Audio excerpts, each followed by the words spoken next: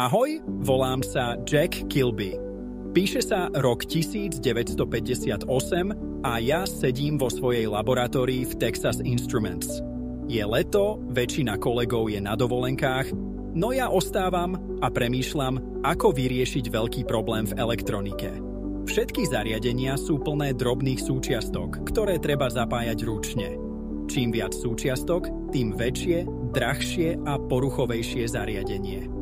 Predstavte si, že by ste chceli postaviť rádio alebo počítač.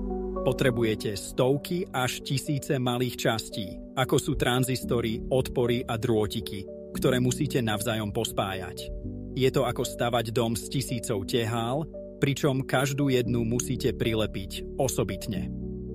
A tak som si položil jednoduchú otázku.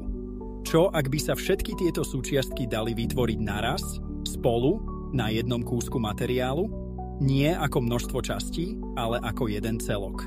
Vtedy som navrhol a postavil prvý integrovaný obvod, alebo inak povedané čip. Bol to malý plátok materiálu, kde boli drobné časti, najmä tranzistory, priamo vytvorené a spojené tak, aby pracovali ako jednoduchý elektrický obvod. Tranzistor je v podstate maličký elektronický prepínač, ktorý dokáže riadiť tok elektrického prúdu. Je to základný stavebný kameň všetkej modernej elektroniky. A práve tieto tranzistory sme dokázali vložiť naraz do jedného celku, do čipu. Bol to úplne prvý prototyp integrovaného obvodu, veľmi jednoduchý, no prelomový. Vyrobil som ho ručne z malého kúsku germánia, na ktorom boli spojené základné súčiastky.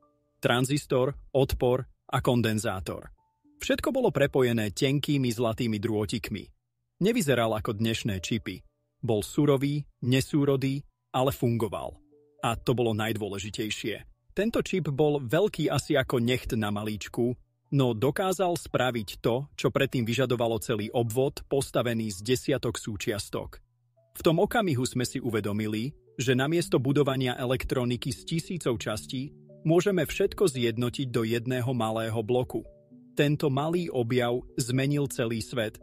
Vďaka integrovanému obvodu vznikli prvé mikročipy, ktoré dnes nájdete v každom telefóne, počítači, aute, či dokonca v práčke.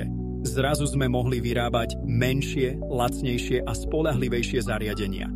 To, čo kedysi zabralo celú miestnosť, sa dnes zmestí do vrecka. A všetko sa to začalo jedným čipom. Ale ako sa z takéhoto čipu stal mozog počítača a základ umelej inteligencie? O tom vám už porozpráva Robert Noyce.